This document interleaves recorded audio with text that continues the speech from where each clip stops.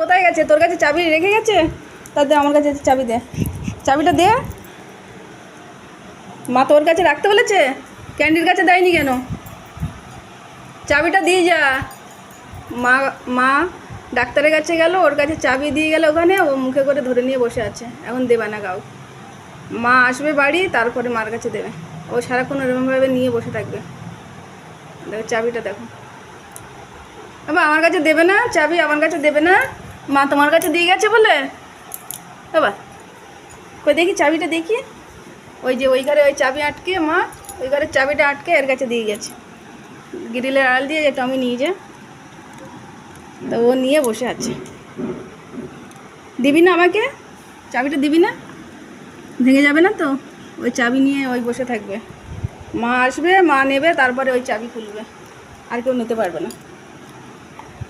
এই যে মা ওর কাছে